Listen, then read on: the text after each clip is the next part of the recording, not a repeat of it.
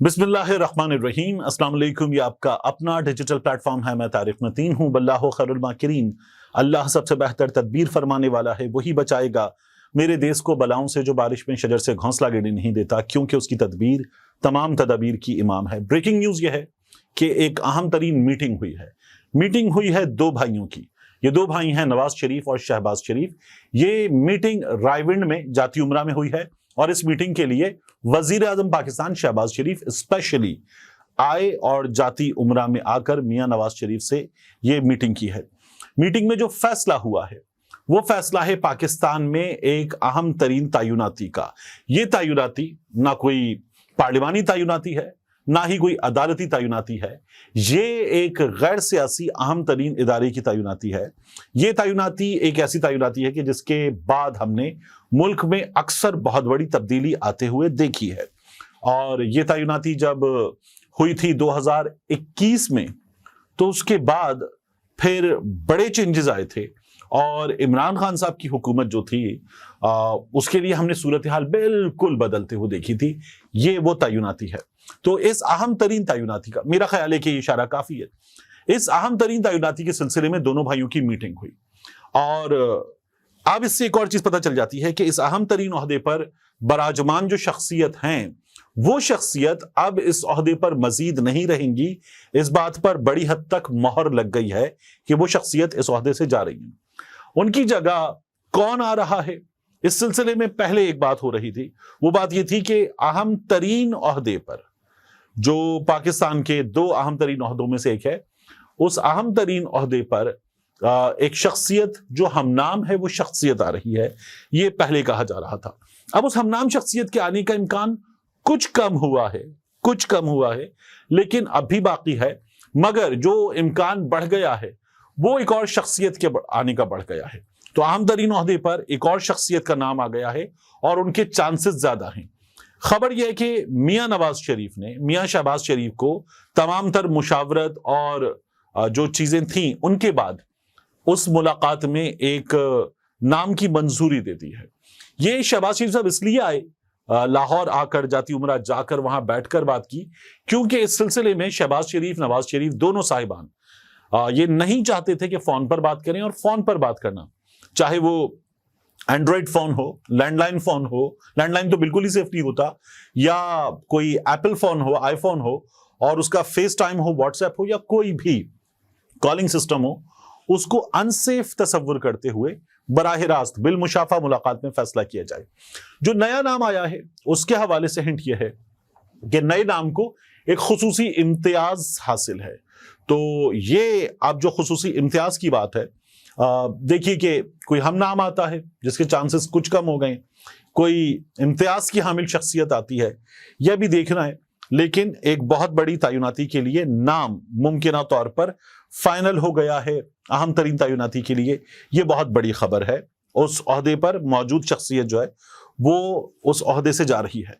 इसके बाद एक इजलास और, ये जो इजलास है ये हुआ है माइनस काजी फाइज ईसा। और इसलिए माइनस काजी फाइज ईसा हुआ है कि काजी फाइज ईसा उस इजलास में बुलाए नहीं गए। इस तरह के गुज़श्ता कुछ दिनों में इजलास हुए दो अदद, और मुमकिन तौर पर 2 से 3 इजलास, उनमें भी काजी फाइज ईसा मौजूद नहीं थे और ये अहम तरीन इजलास थे। आज का इजलास मौजूदा हालात में सबसे ज्यादा अहम इजलास करार दिया जा रहा है और ये तवील इजलास था। अब इस इजलास के बाद क्या होता है देखना पड़ेगा। लेकिन ये सुप्रीम कोर्ट ऑफ पाकिस्तान के जज साहिबान पर मुश्तमिल इजलास था। इस इजलास में काजी फाइज ईसा नहीं थे। तो काजी फाइज ईसा साहब सुप्रीम कोर्ट ऑफ पाकिस्तान के चीफ जस्टिस नहीं होंगे, ये बात तय हो गई है। फिर कौन होगा? देखिए, मंसूर अली शाह साहब चीफ जस्टिस होंगे, लेकिन काजी फाइज ईसा साहब के मामले में हर हाल में कोशिश यह है इस हुकूमत के लोगों की कि वो फेडरल कॉन्स्टिट्यूशनल कोर्ट उसके चीफ जस्टिस बन जाएं। और अब इस सिलसिले में ये जो काम किया गया, काम कैसे हुआ कि सुबह सुबह हमारे सामने खबर आई कि सदर पाकिस्तान आसिफ अली जरदारी साहब ने ऑर्डिनेंस जारी कर दिया है प्रैक्टिस एंड प्रोसीजर के हवाले से। और प्रैक्टिस एंड प्रोसीजर के हवाले से ऑर्डिनेंस जारी करते हुए इख्तियार दिया, ये रियाजुल हक साहब ने खबर दी थी कि चीफ जस्टिस होंगे ان کے ساتھ سینئر جج ہوں گے یعنی منصور علی شاہ صاحب, اور جو دوسرے نمبر پر سینئر موسٹ جج ہوں گے اس کو تبدیل کرتے ہوئے چیف جسٹس صاحب جسے لگائیں گے وہ کمیٹی میں آ جائے گا اور وہ کمیٹی بینچز بنانے کا فیصلہ کرے گی. تو نوٹیفیکیشن آیا اور یہ نظر آ رہا تھا کہ قاضی فائز صاحب نوٹیفیکیشن کی طاق میں ہے, جانے نہ پائے, اور انہوں نے فوری طور پر نوٹیفیکیشن جو تھا اس کو انہوں نے پکڑا, اور پکڑنے کے بعد اس میں امین الدین صاحب کا اضافہ کر دیا گیا. اس سلسلے میں اعلان بھی ہمارے سامنے کاغذ جاری ہونے کے بعد آ گیا کہ اب امین الدین صاحب ہوں گے. آخری جو اجلاس ہونا تھا معاف کیجیے گا, آخری اجلاس ہونا تھا جمعرات کو, تو اس اجلاس کے موقع پر ہوا یہ کہ قاضی فائز عیسیٰ صاحب جو ہیں وہ سپریم کورٹ آف پاکستان سے اپنی ذمہ داریوں کے بعد بینچز کیسے بنیں گے اگلے ہفتے کے, اس سلسلے میں اجلاس ہونا تھا. لیکن قاضی فائز عیسیٰ صاحب پہنچ گئے اپنی رہائش گاہ, اپنے گھر, سپریم کورٹ کے چیف جسٹس کے گھر پر, اور وہاں سے پھر خبر پہنچی دونوں جج صاحبان پر جو منتظر تھے اجلاس کے لیے, منصور علی شاہ صاحب بھی اور منیب اختر صاحب بھی, کہ اجلاس آج قاضی صاحب کی عدم دستیابی کے باعث نہیں ہو رہا. تو وہ اس اجلاس میں نہیں تھے ورنہ کچھ فیصلہ ہو جاتا. اب یہ ہو گیا اور منیب اختر صاحب جو ہیں وہ مائنس ہو گئے یہاں سے. اس کے بعد ہوگا کیا, کہا کیا جا رہا ہے؟ دیکھیے ممکنہ پکچر یہ ہے کہ 63 اس سلسلے میں پہلے کارروائی ہوگی, سنا جائے گا اس کو, اور عدالت جو ہے وہ اس پر فیصلہ دے گی.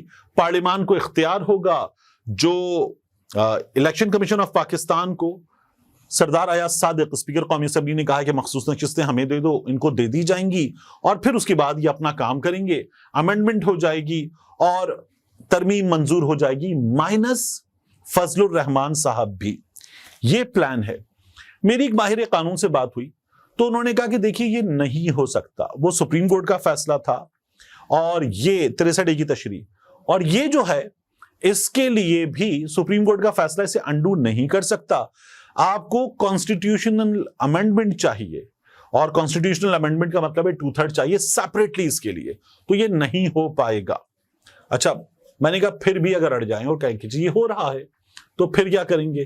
اور میں نے کہا یہ جو 3 رکنی کمیٹی بن گئی ہے نئی, جس میں امین الدین صاحب آ گئے, اس کو اگر چیلنج کیا جاتا ہے, کہنے کہ بالکل اس کو چیلنج کیا جائے گا, تو میں نے کہا اس پہ بینچ بنانے کا اختیار کس کے پاس ہوگا؟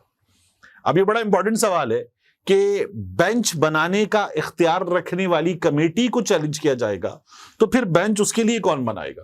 تو انہوں نے کہا یہی بنائیں گے. تو میں نے کہا پھر یہ تو اپنی مرضی کا بنائیں گے, کیونکہ صرف ٹیکنیکل نقطہ اس کو سمجھیں, صرف منیب اختر صاحب مائنس نہیں ہوئے, انفیکٹ اس وقت تو مائنس ہو گئے ہیں اس کمیٹی کی حد تک جسٹس منصور علی شاہ صاحب بھی, کیونکہ منصور علی شاہ صاحب جو بھی رائے رکھیں, قاضی فائز عیسیٰ صاحب اور امین الدین صاحب یہ جو رائے رکھیں گے وہ اکثریتی رائے ہوگی, تو منصور علی شاہ صاحب کی رائے کی کوئی حیثیت نہیں رہ جائے گی, اور وہ بھی ٹیکنیکلی مائنس ہو گئے. ایکچولی مائنس ہو گئے منیب صاحب, ٹیکنیکلی مائنس ہو گئے منصور علی شاہ صاحب, اور یہ کیسے بینچز بنانے ہیں یہ فیصلہ کریں گے. انہوں نے یہ کہا ماہر قانون نے کہ اب دیکھنا یہ ہوگا کہ جو آخر کے 40-42 دن ہیں قاضی فائز عیسیٰ کے, ان دنوں میں یہ کیا کرتے ہیں, اور ان دنوں میں یہ کون سے کیسز لگاتے ہیں, ان دنوں کو یہ کیسے گزارتے ہیں, اور کس طرح کے بینچز بناتے ہیں, کیونکہ یہ تمام چیزیں شیپ اپ کریں گی ہمارے ہاں کا پولیٹیکل اور جو فیوچر ہے, کانسٹیٹیوشنل فیوچر, اس کو بھی. تو میں نے کہا جب آپ کہہ رہے ہیں کانسٹیٹیوشنل فیوچر کو بھی شیپ اپ کریں گی تو آپ پھر ان کے اختیار کو مان رہے ہیں. انہوں نے کہا نہیں, اس طرح سے ہو نہیں سکتا, یہ ابھی ایک لمبی قانونی جنگ ہے, اور یہ قانونی جنگ جو ہے وہ صرف ایسا نہیں ہوا کہ کوئی وکیل عدالت میں جا کر وہاں سے لڑے گا, یہ سپریم کورٹ آف پاکستان کے جج صاحبان یہ بھی فیصلہ کریں گے اور یہ بھی لڑیں گے. اب اس سلسلے میں بہت سی چیزیں آپ کے سامنے ماہر قانون, کوئی بھی بہترین ماہر قانون وہ کلیئر کر سکے گا, مختلف لوگ بتائیں گے, لیکن اس وقت کی سچویشن یہ ہے کہ جج صاحبان اپنا ایک اجلاس بلا کر اس صورتحال کا تدارک کرنے جا رہے ہیں. قاضی فائز عیسیٰ صاحب تنہا ہیں اس معاملے میں, یا انہیں 2 سے 4 لوگوں کی حمایت حاصل ہے, اکثریت ان کے ساتھ نہیں ہے. آخر میں آپ سے عرض کروں کہ پاکستان تحریک انصاف کا جلسہ ہونے جا رہا ہے, جلسے کا مقام تبدیل ہو گیا ہے.